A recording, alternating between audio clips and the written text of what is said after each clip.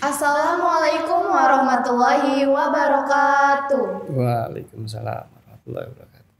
Halo Sobat Semakin, kembali lagi di Podcast Semakin episode ke-20. By the way, apa kabarnya nih Sobat Semakin? Semoga kita semua tetap sehat dan kita berharap semoga wabah COVID ini bisa cepat berakhir ya. Amin. Nah, maka dari itu kita harus tetap taat pada protokol kesehatan ya Sobat Semakin. Oke, sebelum kita ngobrol-ngobrol lebih lanjut, kenalin dulu nama aku Amara Latifah. Dan kali ini aku ditemenin sama teman aku nih.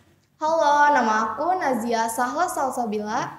Hai Kak Nazia. Hai, Apa kabarnya? alhamdulillah baik. Oke, Kalau Kak baik. Amara gimana nih? Alhamdulillah baik juga.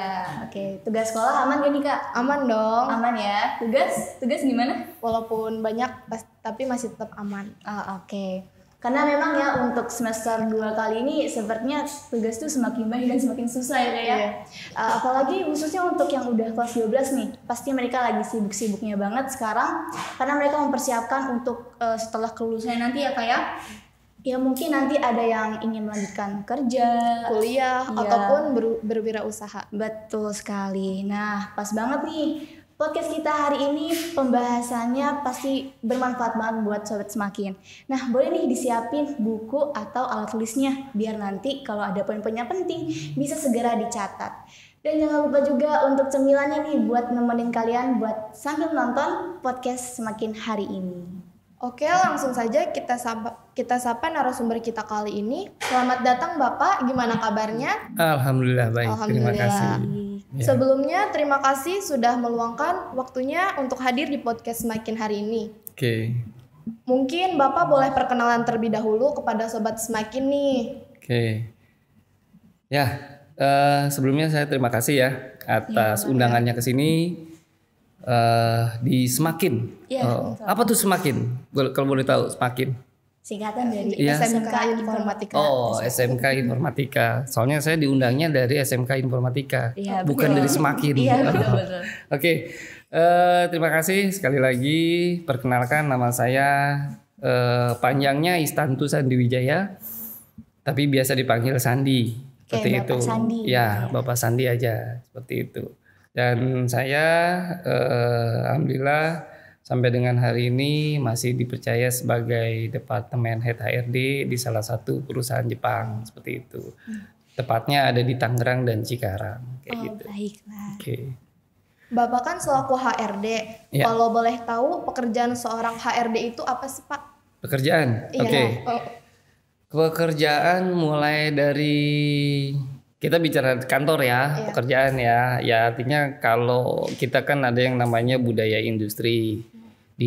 Kebetulan saya basicnya adalah dari manufacture atau industri yang mempunyai satu produk plastik namanya plastik injection.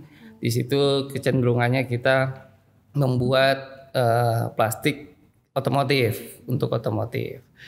Kalau pekerjaan sehari-hari yang pastinya kita ada mengontrol karyawan seperti itu. Bagaimana ketika karyawan hadir, kita sapa seperti itu sampai dengan nanti kita juga membuat karyawan itu menjadi pintar dengan proses yang namanya training. Seperti itu. Kita lakukan training, kita lakukan coaching dan lain sebagainya. Itu kecenderungan HRD lakukan. Nah, sebelum melakukan training kita ada juga yang namanya rekrutmen. Itu yang namanya rekrutmen.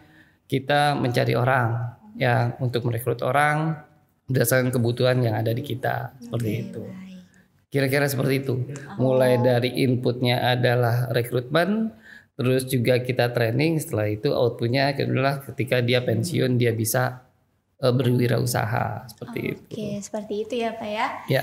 Seperti yang tadi Bapak bilang, Bapak itu tugasnya sebagai yang merekrutmen ya Pak ya. Betul. Kira-kira ada nggak sih Pak tips and tricks nih untuk pelamar kerja biar cepat dipanggil pada Oke. saat interview oleh HRD? Kalau interview berarti udah dipanggil ya. Oh iya, berarti sebelumnya Pak ya, sebelumnya. Kalau interview udah dipanggil artinya bagaimana ketika dia mau atau bisa diinterview gitu ya. Baik. Nah, perlu dipahami juga ke teman-teman. Jadi banyak perusahaan yang memang dia membuka lowongan, tapi banyak juga perusahaan yang bekerja langsung ke institusi. ke sekolah misalkan, ke perguruan tinggi dan lain sebagainya. Ada yang seperti itu.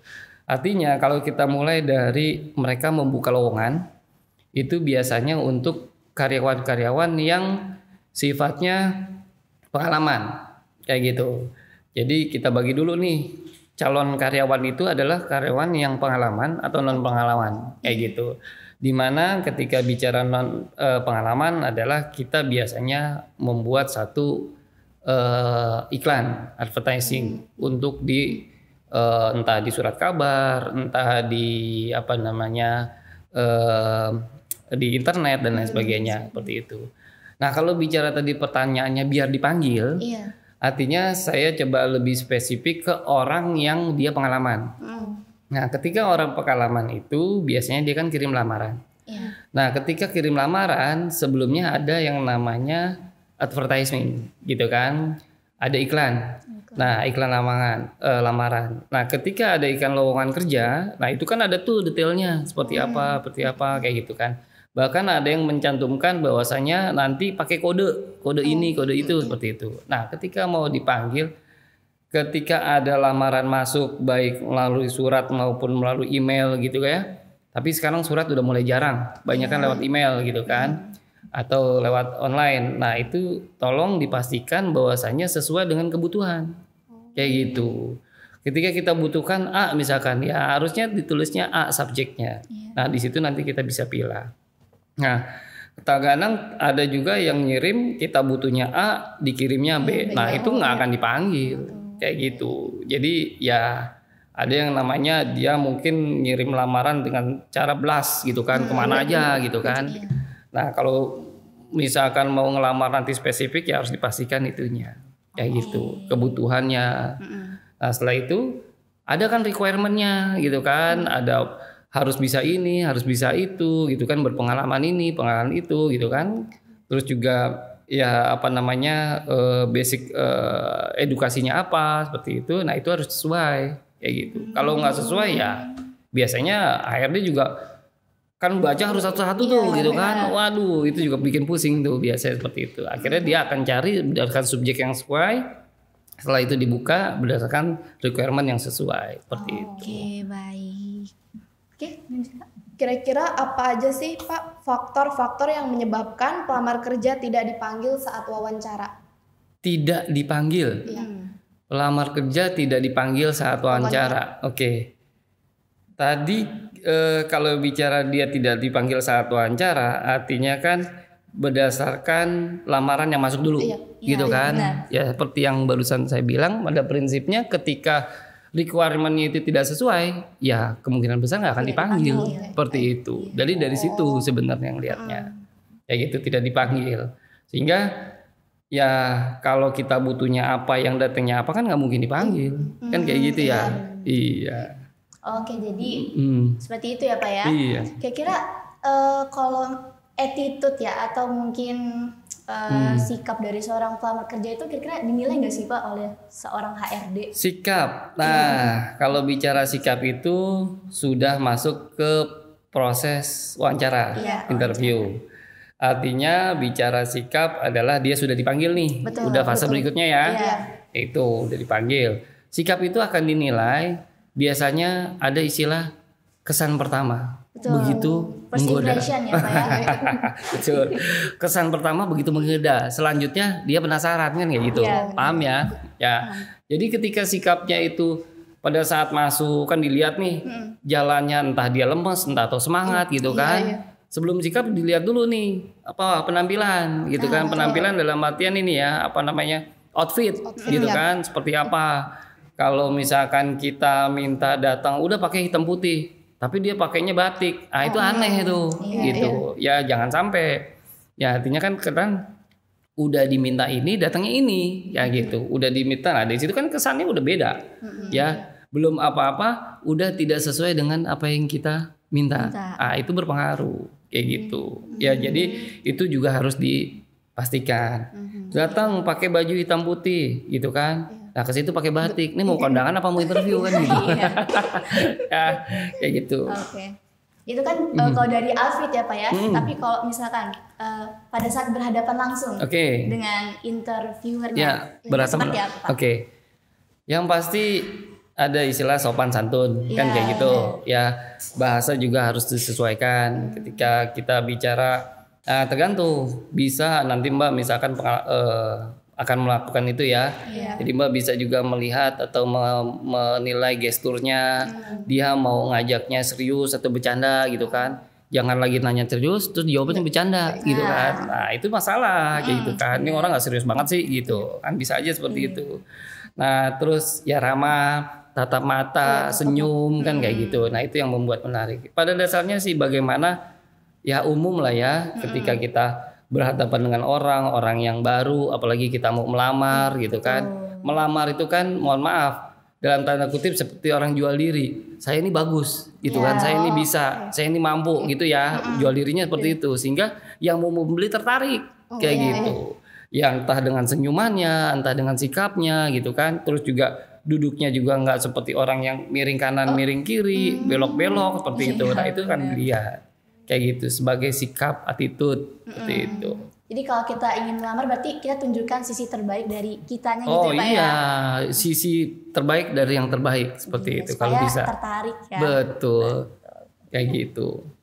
Kira-kira apakah ada pengaruh nilai psikotes untuk pada saat penempatan kerja? Oh, misalnya psikotes itu pasti. Karena kan kita sebelum masuk kita psikotes dulu kayak gitu kan, itu standar itu dan harus ada kan minimal kita tahu bahwa ini kemampuannya apa, minusnya apa dan lain sebagainya kayak gitu. Dari situ nanti kita kalau penasaran oh ya udah kita gali dulu nih orang kan seperti itu. Baik secara kemampuan teknikalnya dan lain sebagainya seperti itu. Pak, kira-kira kalau misalkan kita ingin melamar nih, di sekolahnya kita sebagai anak yang berprestasi, kira-kira tuh bisa menjadi nilai plus nggak sih Pak? Oh pasti. Cuma kembali lagi, prestasi itu bukan menjadi yang utama, ya. Yang pasti kalau di tempat saya itu lebih cenderung ke attitude. Attitude ya. Kayak gitu, ke attitude, terus juga ke moral dan lain sebagainya. Ketika dia prestasinya bagus, tapi ketika diajak ngobrol kesannya cuek, kesannya dia paling pinter gitu kan, ya belum apa-apa udah minterin kan kayak gitu. Nah itu ketahuan kayak gitu. Prestasi mungkin dari awal oke gitu kan, oh ini orang pinter gini-gini, tapi ketika di interview kan dieksplor sama HRD-nya atau personalianya, dia akan nanya ini nanya itu, bahkan ada pertanyaan yang kayaknya nggak nyambung gitu kan.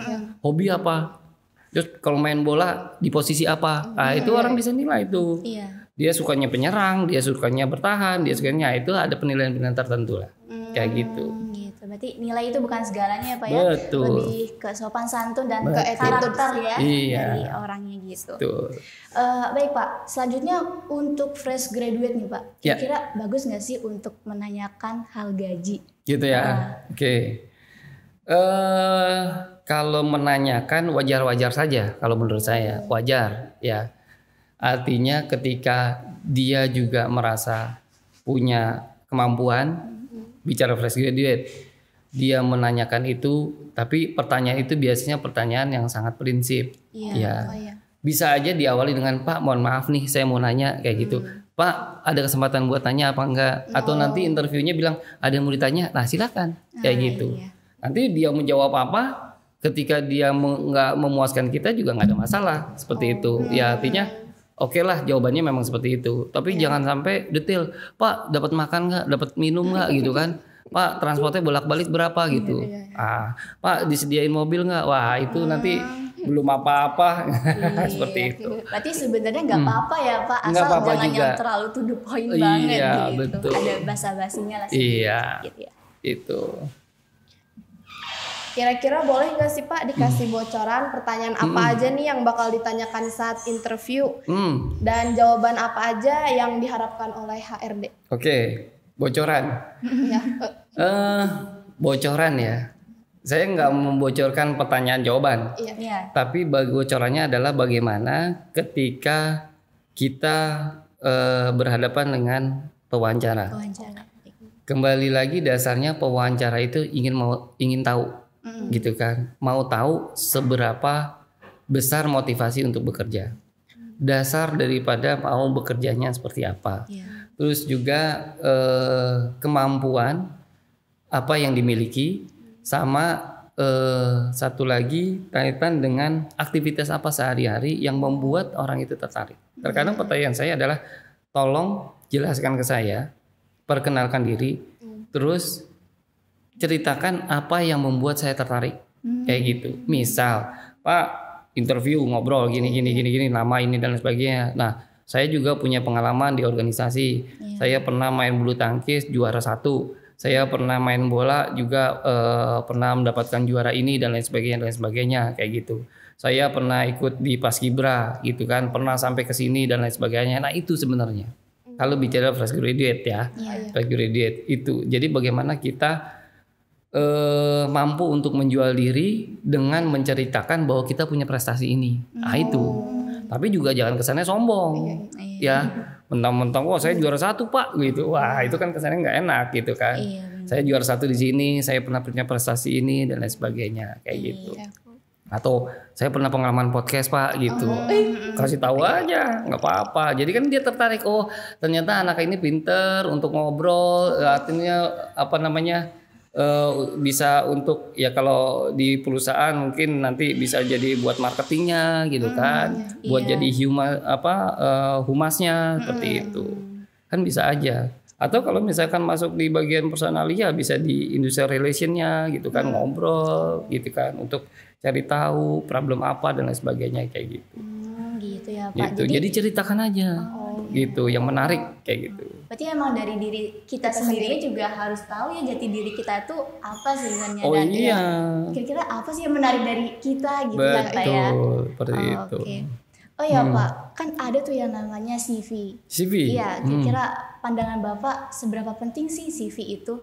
Dan kira-kira CV yang seperti apa tuh yang bagus? CV yang seperti apa? Oke, CV balik lagi itu biasanya barengannya dengan lamaran. Lamaran pekerjaan, di baliknya ada CV, kurikulum vitae atau daftar riwayat hidup. Ya, pastikan kalian punya daftar riwayat hidup itu yang memang menarik.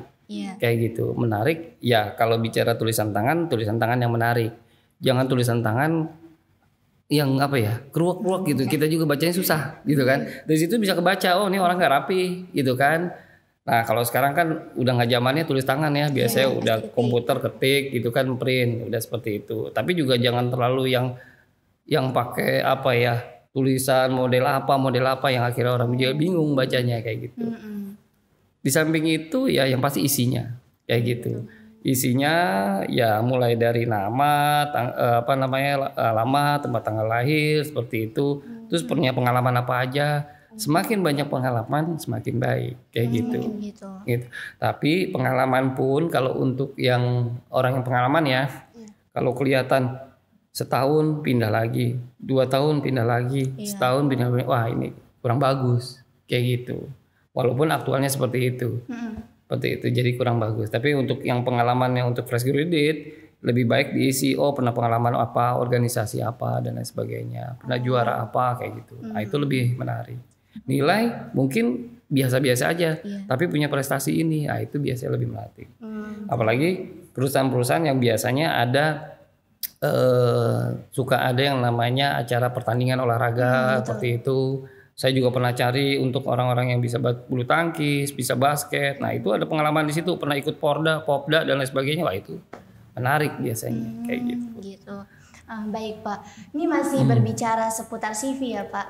Karena saya sering banget nih lihat, terutama di aplikasi TikTok itu banyak banget kayak tips-tips membuat CV yang bagus gitu. Biasanya mereka menekankan di desainnya Pak, ya tata letaknya lebih baik di sini, mungkin atau dengan yang colorful warnanya. Kalau dari Bapak sendiri mungkin seperti apa Pak? Kalau saya pribadi artinya tidak terlalu melihat ke situ, ya. Mungkin kalau melamarnya ke perusahaan desainer mungkin iya, atau ke multimedia mungkin iya, atau ke perusahaan-perusahaan yang sifatnya IT ya gitu kan. Itu bisa kelihatan tuh, oh dia pintar ini gitu kan. Atau ada kebutuhan memang untuk desain apa segala, ya silakan aja. Tapi kalau untuk di manufacture kayaknya nggak perlu, nggak terlalu diperlukan seperti itu ya Pak ya. seperti itu. Oke. Lanjut. Hal apa aja sih Pak yang membuat pelamar kerja gagal saat proses interview? Gagal. Nah, kalau gagal interview, ya yang pasti tadi ya. Jadi bicaranya adalah ketika interview kelihatan kurang sopan. Oh iya. Interview lemes kayak gitu. Pastikan berdiri yakin bahwa kita atau duduk yakin bahwa kita memang akan menjual diri kita, bahwa kita punya sesuatu yang bisa dibeli atau sesuatu yang bisa dipakai atau sesuatu yang bisa bermanfaat untuk perusahaannya, kita yakinkan itu. Tapi kalau misalkan interviewnya lemas, di jalan lemas, udah kayak gitu. Kalau bicara fresh graduate ya, pastinya kan baru-baru nih. Kalau ditanya, ini bekerja nanti dapat izin nggak sama orang tua, misalkan seperti itu. Aduh Pak, nggak tahu ya. Itu udah selesai kayak gitu. Nggak diterima. Iya, kayak gitu. Karena kan kalau udah interview pasti kan ada proses berikutnya, kelanjutannya. Kalau di interviewnya aja ragu-ragu, ya udah kesananya juga kita ragu-ragu gitu. Jadi yakin saya mau kerja, mau ditempatkan di mana aja, di mana saja kayak gitu. Apalagi fresh graduate kan artinya butuh pengalaman kayak gitu. Betul. Bargainingnya masih nggak terlalu kuat gitu. Ya. Jadi harus bisa meyakinkan diri bahwa kita siap bekerja, udah dapat izin orang tua dan lain sebagainya, sehingga kapanpun dipanggil siap. Nah itu tipsnya di situ, harus siap. Jangan pikir-pikir dulu ya Pak, ntar dulu deh gitu. Selesai. Jadi pada saat ditanya jawabannya juga yang tegas, yang pasti. Yang tegas, mantep. Yakin seperti itu. Oke, baiklah. Pak, kita kan SMK ini mengambil jurusan kan Pak ya? Iya. Nanti kalau misalkan kita kerja nih, tapi gak sesuai dengan jurusan yang kita ambil pada saat di sekolah. Menurut Bapak itu hal yang wajar gak sih Pak? Wajar, sangat wajar. Artinya apa? Terkadang kita udah dikasih udah dikasih rezeki, udah dikasih karir, udah dikasih nasib misalkan, udah jelas siapa yang ngatur. Kita hanya bisa merencanakan. Nah ketika kita saya mulai dari jurusan A misalkan, tapi ujung-ujungnya menjadi jurusan B. Nah kembali lagi sebenarnya yang kita ambil adalah karakter moral gitu, karakter attitude yang kita ambil sebenarnya. Kalau dari kita bicara untuk yang fresh graduate kayak gitu, artinya tidak ada masalah ke sana. Yang penting mau dan ada kemauan. Terujungnya nanti ternyata berkarir nih. Nanti ternyata ketika berkarir lama, balik lagi ke tempat yang dulunya gitu kan. Yang dulunya memang belajar di situ, yang sukanya di situ, ya silakan seperti itu. Tapi menurut saya diawali dengan yang mungkin belum sesuai, nggak ada masalah. Kayak gitu. Tapi kalau udah saya yakin saya kuliah di sini, saya sekolah di sini, saya pengen ini, silakan saja kan kayak gitu. Tapi jangan mematahkan semangat ketika saya jurusan akuntansi terus kerja di manufacture kayaknya nggak terima deh, nggak juga. Kayak gitu, harus yakin. Kayak gitu, yakin dan bisa gitu. Yang penting ada kemauannya dulu. Betul, ya Pak ya. Ada kemauan. Oke. Pada saat seleksi apakah harus ada biaya yang harus dibayarkan tidak Pak?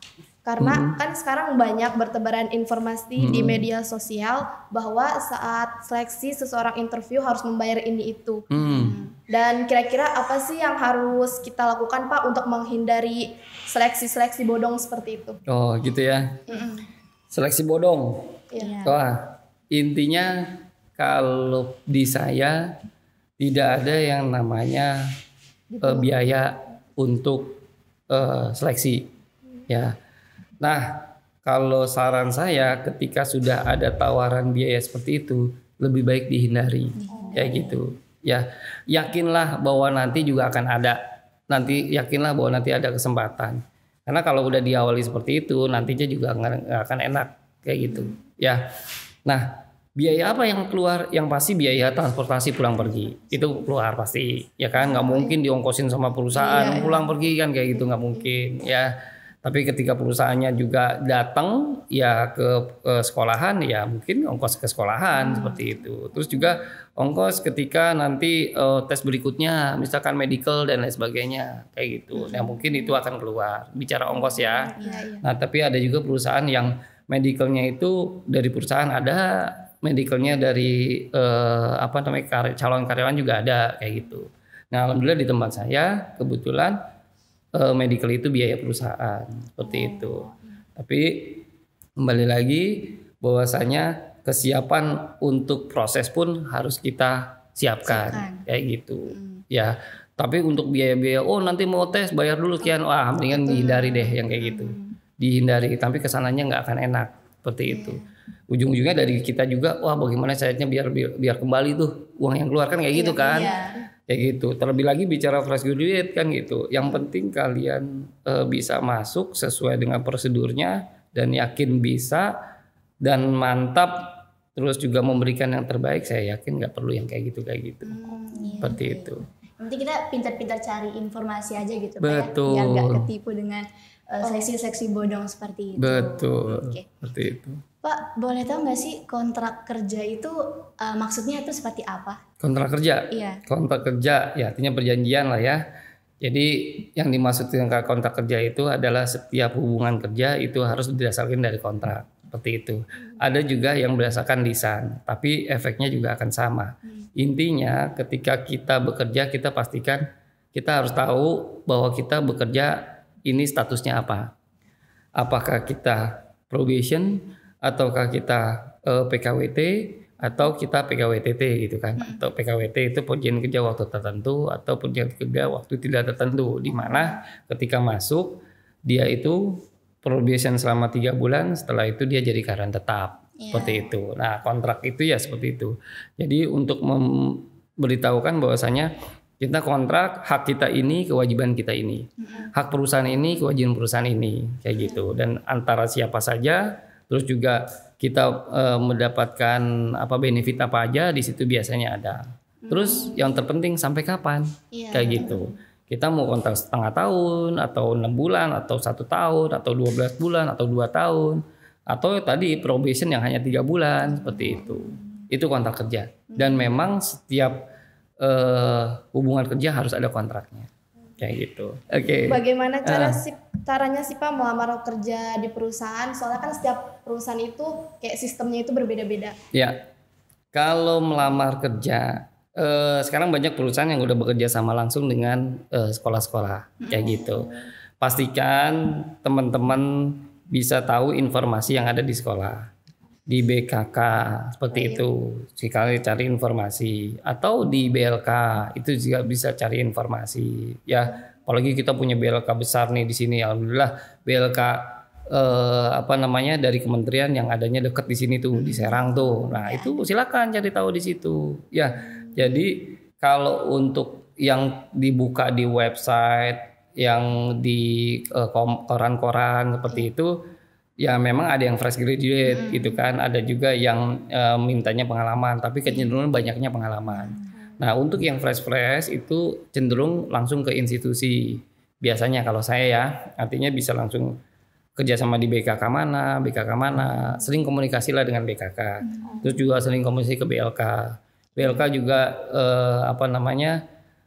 di sini suka mengadakan pelatihan, sering ikut di situ. Karena mungkin kita sudah diberikan ilmu di SMK, nggak ada salahnya kita tambahin tuh, biar kita value-nya lebih banyak gitu kan. Silakan tambahin di situ, sekaligus kita sambil cari tahu mana perusahaan yang terbuka di sini kayak gitu. Biasa BLK itu juga langsung kerjasama dengan perusahaan. Kayak gitu.